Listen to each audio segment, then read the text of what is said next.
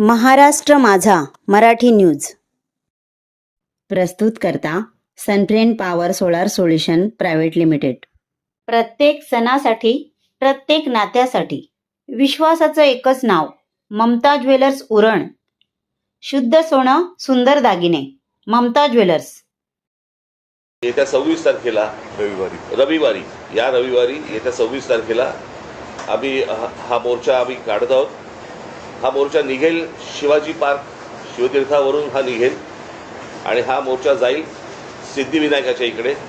तिथे जाऊन आम्ही देवाला साकडं घालणार आहोत की या सरकारला सुबुद्धी देव, आणि याच्यासाठी म्हणून तिकडे आम्ही त्याची सांगता करणार आहोत। आणि हा आत्ताचा आमचा कार्यक्रम आहे। मला असं वाटतं पुढे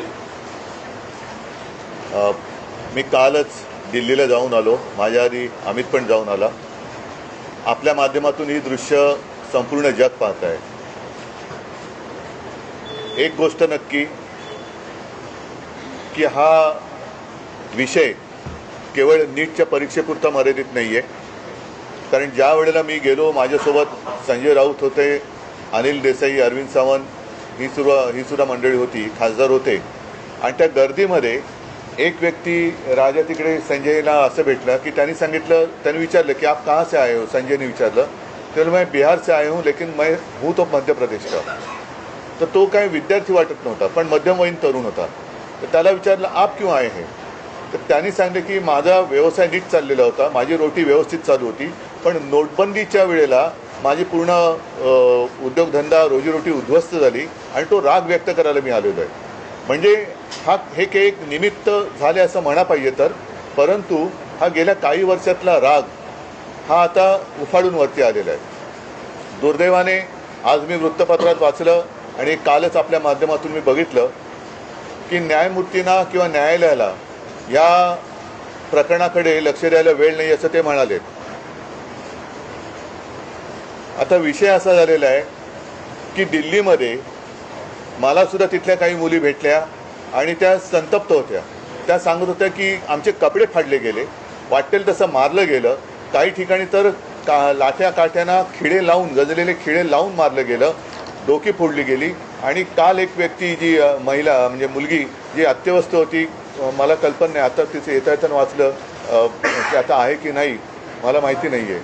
तर एक असे अत्याचार वाढत चाललेले आहेत। न्यायालयाला कबूतर, कुत्रे यांच्याकडे लक्ष द्यायला वेळ आहे, पण कॉक्रोचकडे लक्ष द्यायला वेळ नाही, हे दुर्भाग्य आहे। आणि देशाची परिस्थिती आता अशी झाली का, आणि न्यायालयाची परिस्थितीसुद्धा अशी धृतराष्ट्रासारखी झाली का, म्हणजे द्रौपदीने धृतराष्ट्राकडे न्याय मागण्यासारखं झालेलं आहे। आता मधल्या काळामध्ये चंद्रचूड यांनी न्यायालयाच्या न्यायदेवतेच्या डोळ्यावरची पट्टी काढली होती, ती न्यायदेवतेने परत पट्टी बांधली आहे का आणि कशासाठी बांधलेली आहे, हे एकूणच जे चाललेलं आहे हे सरकार आता कोणाला आपलं वाटते असं दिसत नाही आहे। कारण मी ज्या वेळेला तिथे पोचलो तेव्हा जसं आता राज म्हणाला की आता विषय केवळ धर्मेंद्र प्रधान यांच्या राजीनाम्यापुरता नाही, तर ह्या मुलांना, या विद्यार्थ्यांना आता हे सरकार नकोसं झालेलं आहे। हेच विद्यार्थी होते, हीच मुलं होती ज्यांनी अच्छे दिन याची अपेक्षा करत ह्या सरकारला निवडून आणलं होतं, पण हे सरकार निर्दयीपणाने वागतंय। पंतप्रधानांनी आज ते काय ट्विट केले, खरं म्हणजे त्यांनी जाऊन बोलायला काय हरकत नव्हती, म्हणजे याच्यामध्ये कमीपणा बाळगण्याचं काही कारण नाही आहे। आपली मुलं आहे, आपली जनता आहे, यांच्याबरोबर चर्चा करायला कमीपणा वाटण्याची गरज नाही आहे। पहिल्या दिवशी जर का सरकारने यांच्याबरोबर चर्चेचे दरवाजे उघडले असते किंवा पहिल्या दिवशी जर का यांना बोलवलं असतं तर ही इथपर्यंत वेळ वाढली नसती, एवढी हे आंदोलन ताणलं गेलं नसतं। लोकांना आज व्यक्त व्हायचे, इतके वर्ष साठलेला राग, असंतोष हा उफाळून वर आलेला आहे आणि त्याला एक वाट करून देण्याचा आम्ही प्रयत्न करतोय।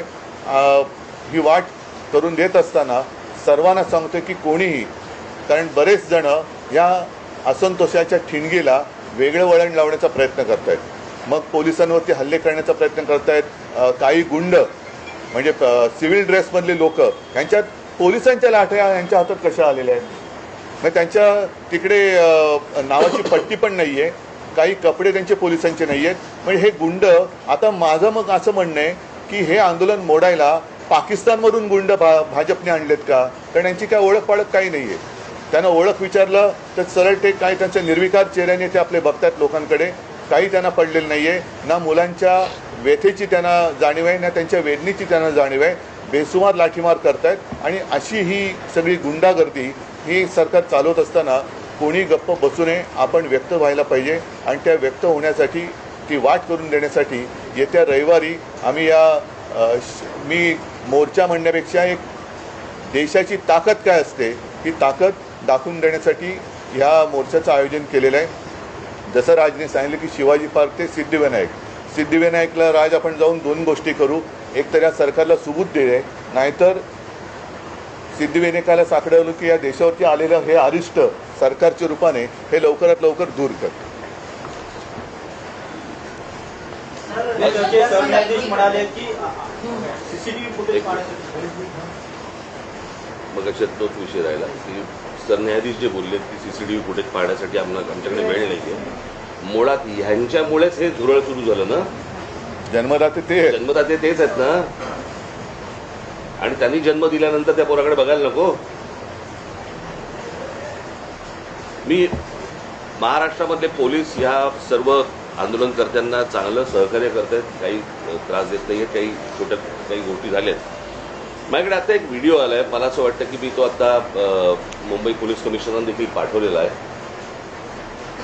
एका टॅक्सीतनं मुलं चालली होती आणि ती मुलं चालली असताना टॅक्सीतनं नाही पोलिसांच्या गाडीतून आणि तो पोलीस त्यांना सांगतोय त्या मुलांना की परत या एरियात जर दिसलात तर खिशामध्ये तुमच्या काय 5 ग्रॅमची पावडर टाकीन, 50 ग्रॅमची पावडर टाकीन बरं का. म्हणजे पोलिसांकडे आता पावडर पण मिळायला लागली. पोलीस एजंट आहेत का पावडरवाले? हा पोलीस कोण ड्रग सप्लायर आहे का? हे कुठचे काय चाललंय मला कळतच नाही. मला खरं तर ही इतकी साधी गोष्ट होती. साधी म्हणजे म्हणण्यापेक्षा ही की बाबा पेपर फुटलेत काय कोण ज्याची जबाबदारी आहे त्यांनी राजीनामा द्यावा आणि जे त्याच्यामध्ये असतील सामील झालेले असतील त्यांना अरेस्ट करावी. ज्या काही गोष्टी करायच्या त्या सगळ्या गोष्टी कराव्यात. परत हे होणार नाही याची शाश्वती द्यावी आणि त्यांच्याशी चर्चा करावी. हे सगळं प्रकरण इथपर्यंत आलंच नसतं. बोला. यात एक प्रश्न असा आहे की नाही दिनेश एक मिनिट आज जे मोदीने ट्विट केले का काय केले मला कल्पना नाही की दोषींना सोडणार नाही. तर ज्यांनी या मुलामुलींवरती निर्दयीपणाने लाठीमार केलेला आहे, ज्यांनी मुलींचे कपडे फाडलेत, जे पोलिसांच्या वेशात न येता जे गुंड तिकडे घुसलेत, या गुंडांना पकडून त्यांना सुद्धा कठोर शिक्षा करण्याची जबाबदारी मोदी घेत आहेत का?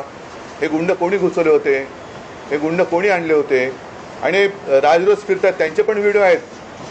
अगदी ती काठ्या बिठ्या आणि पोलिसांच्या लाठ्या त्यांच्या हातात कुठून आल्या? उद्धवजी मुख्यमंत्री देवेंद्र फडणवीस आणि जे पी नड्डा जे भाजपचे केंद्रातले नेते आहेत ते असं म्हणतात की विरोधी पक्ष हा विद्यार्थ्यांच्या खांद्यावर बंदूक ठेवून या विषयाचं राजकारण करतात. भारतीय जनता पक्ष आजपर्यंत काय करत आलं? त्यांचा असाही दावा आहे की काँग्रेसच्या राजवटीतील अनेकदा पेपर फुटलेले आहेत. तेव्हाही आंदोलन झाली की म्हणून तर बदललं ना सरकार. त्यावेळेलाही आंदोलन झाली. त्याच्यानंतर सरकार बदललं. ह्यांचं आलं. हे ते तसे आहेत म्हणून ह्यांना आणलं. हेही तसेच. म्हणजे ते सांगतात की सरकार बदला आणि विद्यार्थ्यांच्या खांद्यावरती बंदुका विरोधी पक्ष ठेवत असतील तर विद्यार्थ्यांच्या छातीवरती बंदुका तुम्ही का रोखतात? नाही. आणि दुसरी गोष्ट त्या अण्णाच्या टोप्या घालून कोण फिरत होते? यांचीच माणसं होती ना. अण्णांकडे एवढी माणसं नव्हती. आणि ह्याच्यामध्ये परत ह्यांनी काही चुका केल्या की त्याचं राजकारण नाही करायचं. आणि हे ज्यावेळेला विरोधी पक्षात जातात त्यावेळेला सगळ्या गोष्टींचं राजकारण करणार. पण शरद पवार काल पंतप्रधानांना भेटले. त्याला जंतर मंतर म्हणतात. तेच आहे की त्यांनी तुम्हाला काही कल्पना दिली आहे का? कारण नाही, मला असं वाटतं विषयाला आता फाटे फोडण्याची आवश्यकता नाहीये. आम्ही सगळेजण आम्ही ऐका मला बोलू तर द्या. मला बोलू तर द्या.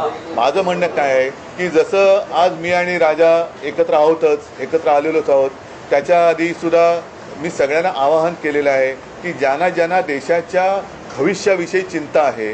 म्हणजे मी तिकडे गेल्यानंतर सगळे भाषिक तिकडे होते, सर्व धर्मीय तिकडे होते, हिंदू होते, मुसलमान होते, सगळे होते. आता ज्यांना देशाचं, कारण हा देश जर का आपला आहे तर देशाच्या भविष्याची ज्यांना चिंता आहे त्यांनी पंतप्रधानांना भेटून त्यांची एक चिंता व्यक्त केली असेल तर मला माहिती नाही, तर नाही तर त्यांनी मुलांना भेटायचं, ते परवा तिकडे गेले होते. पंतप्रधानांनी आता मुलांना भेटण्याची गरज आहे. आणि नुसतंच असं जर का ढकलम गाडी चालणार असेल तर काय उपयोग नाही आहे. नाही आता आपण जे म्हणालात, आम्ही रविवारी मोर्चा जाहीर केलेला आहे, तर रविवारी जर का पवारसाहेब येत असतील, अगदी नरेंद्र मोदी येत असतील, देवेंद्र फडणवीस येत असतील, येऊन यात. म्हणजे विरोधी कशाला? एक फक्त विषय आहे की तुम्ही मोर्चाचं रूट सांगितलं, पण वेळ काय आहे, किती वाजता? सकाळी 10ची जमायची वेळ आहे, साधारणपणे 11:30 पर्यंत, 11, 11:30 पर्यंत निघू. आंदोलन जाहीर झालेलं आहे. जंतर मंतरवर पोलीस आपल्याला पाहायला मिळतात आणि मुंबईत देखील अनेक विद्यार्थ्यांना पोलिसांनी गाडीतून नेऊन पोलीस स्टेशनला वगैरे नेले. आपण स्वतः काल विद्यार्थ्यांनी आंदोलन जाहीर झाल्यानंतर आपल्या अनेक कार्यकर्त्यांना, नेत्यांना नोटीस जाऊ शकतात, विद्यार्थ्यांची धरपकड होऊ शकते. सवय आम्हाला, यासाठी सवय आम्हाला आमच्या. नाही, इकडे आता कळेल आता. म्हणून मी म्हटलं ना की विद्यार्थ्यांच्या बाजूने कोण आहे आणि विरोधात कोण आहे. आणि प्रश्न असा आहे ना की प्रश्न सोडवायचा आहे का चिघळवायचा आहे, हे मला असं वाटतं सरकारने बघावं. सर, आज वंचितनी महाराष्ट्र आणि देशबंदची हाक दिली आहे.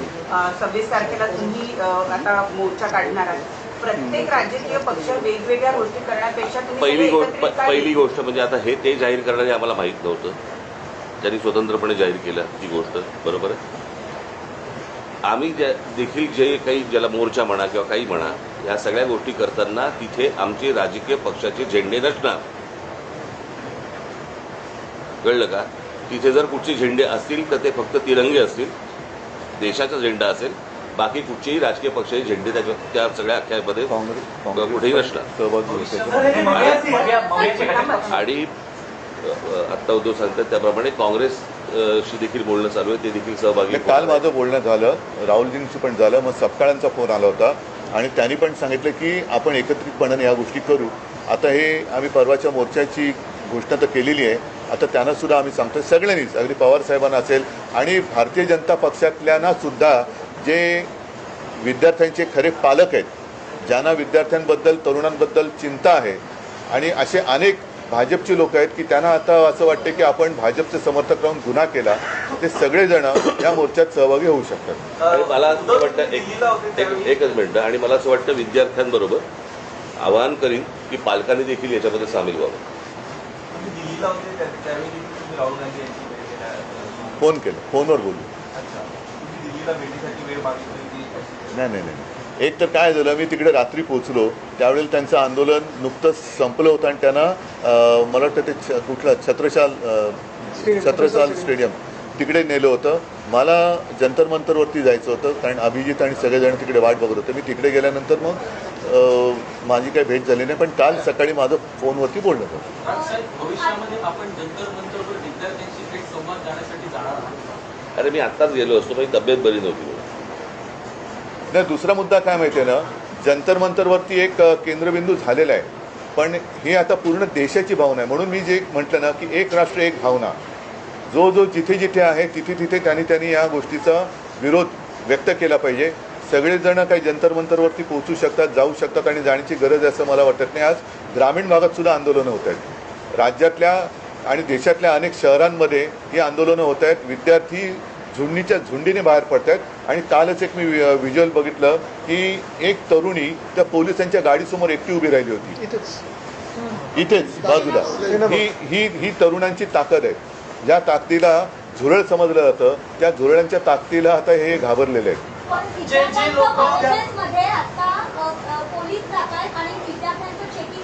कुठे?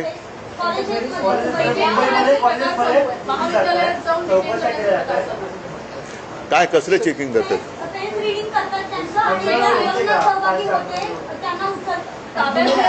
त्यांना काही तासासाठी डिटेन करतात आणि सोडतायत, कोणी घाबरत नाही. पण त्यांना काल पण आम्ही पाहिलं, काल मी आणि अमितच गेलो होते पोलीस. आता देश भीतीच्या पलीकडे गेलेला आहे.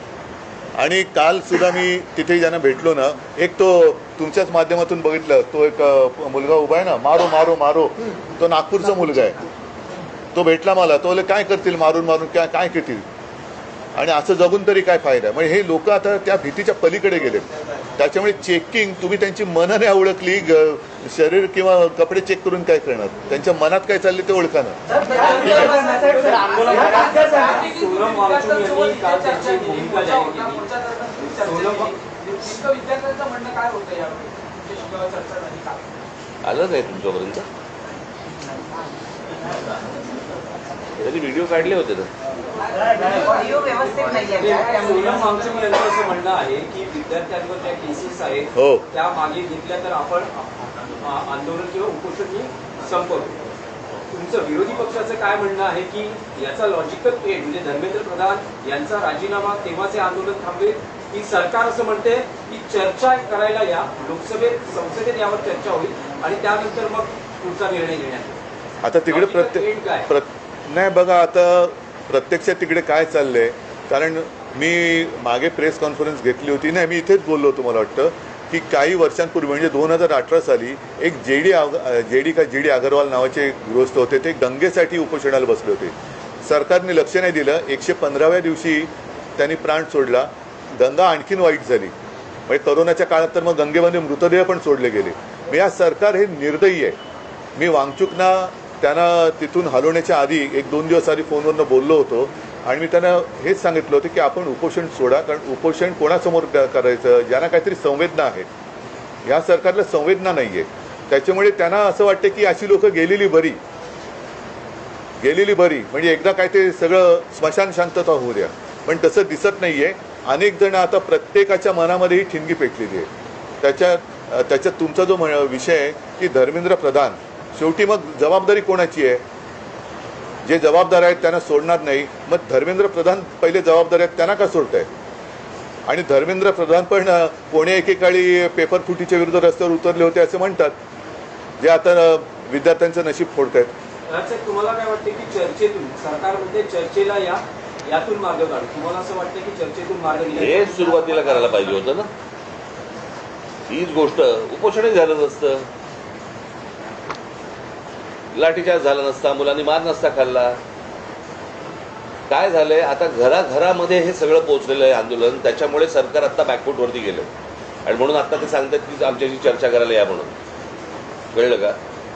ज्यावेळेला शिखांनी, ज्यावेळेला त्या शेतकऱ्यांनी, ज्यावेळेला पंजाबच्या शेतकऱ्यांनी, हरियाणाच्या शेतकऱ्यांनी ज्यावेळेला मोर्चा काढला होता, त्याला काय नाही बोलवलं? कारण तो प्रत्येक घरातला, देशातला नव्हता विषय. आता त्यांना अंदाज आला या सगळ्या गोष्टींचा, त्यांच्याकडे पण यंत्रणा आहेच त्यांच्याकडे, की अंदाज आला की हे घराघरात पोहोचलंय आणि घराघरात पेटलंय. म्हणून आता हे आता बोलतात की आमच्याशी चर्चा करायला या. मणिपूरच्या प्रकरणात, त्या शिखांच्या प्रकरणामध्ये काही ट्विट केल्याचं आढळलं का पंतप्रधानांनी? त्यांच्या लक्षात आलंय की हे आपल्या अंगलट आलेलं आहे आणि म्हणून ही आता सारवासारव सुरू आहे. आणि एकच आता नाही एक मिनिट, तुम्ही जे आता सांगितलं ना, तुम्ही जे आता सांगितलं की आता घरोघरी जाऊन चेकिंग, कॉलेजमध्ये जाऊन चेकिंग, तर मी सरकारला आणि पोलिसांना एक नम्र विनंती करेन की तुम्ही आणखीन आग भडकवू नका. ही मुलं शांत आहेत, त्यांच्याशी नीट चर्चा करा. ही शांतता भंग करण्याचं काम पोलिसांनी आणि सरकारने करू नये. मुख्यमंत्र्यांना आजही शंका आहे, ते म्हणतात की अँटी सोशल एलिमेंट, असामाजिक. आम्हाला पण शंका आहे की आता सरकारमध्ये असे कोण परकीय शक्ती सामील झाल्यात का की या मुलांना, देशाच्या विद्यार्थ्यांना चिरडण्यासाठी? आणि मी तुम्हाला सांगतो, 26 तारखेला जर असे कोणी घुसवण्याचे प्रयत्न केले ना, फटकावून काढणार. कळलं का? शांततेने मोर्चा असेल, शांततेने ह्या सगळ्या गोष्टी होतील, याच्यामध्ये कुठचीही हुल्लडबाजी नसेल, काहीच गोष्टी नसतील. पण उद्या जर समजा दिल्लीसारखं इथे काही करायचा प्रयत्न गुंड केला, घुसवले, इथे काही करायचा प्रयत्न केला, आमची लोक सोडणार नाहीत. सर, हे सगळे उद्याचे मतदार आहेत, हे सगळे ह्या सगळा आक्रोश जो आहे, तुम्हाला वाटतं का मतपेटीतून दिसेल? कारण आधी आपण ते हा विषय मतपेटीचा नाहीये. पहिली गोष्ट तुम्ही लक्षात घ्या, आता हा विषय मतपेटीचा नाहीये, हा विषय कुठच्या निवडणुकांचा नाहीये, हा विषय आहे त्यांच्या न्यायाचा. कळलं का? उद्या परीक्षेला बसलेली हे सगळे विद्यार्थी, उद्या विद्यार्थी आत्महत्या करतात, याचा अर्थ काय समजून घ्या ना. इथे मतपेटीचा विषय येतो कुठे? पण ज्या प्रकारचा देशामध्ये सत्ता राबवली जाते त्याच्या विरुद्धचा राग हा मला असं वाटतं प्रत्येक राज्यांमधून बाहेर येतोय. ही सर्वात महत्वाची गोष्ट आहे. नाही, पण असं नाही की भाजपच्या आंदोलनाची तुलना अतिरेक्यांशी केली. जाऊ दे त्यांची कुवत त्यांच्या विरुद्ध बघा त्या आंदोलनाची तुलना अतिरेक्यांशी केली. त्यांच्या बरोबर तुम्ही त्यांच्या विरोधात काही बोललात की तुम्ही देशद्रोही असता, अँटी नॅशनल असता. कोणी केली अरे जाऊ दे रे, त्यांची कुवत आहे का? चल. ह्या चॅनलला लाईक करा, सबस्क्राईब करा आणि पाहत रहा महाराष्ट्र माझा मराठी न्यूज.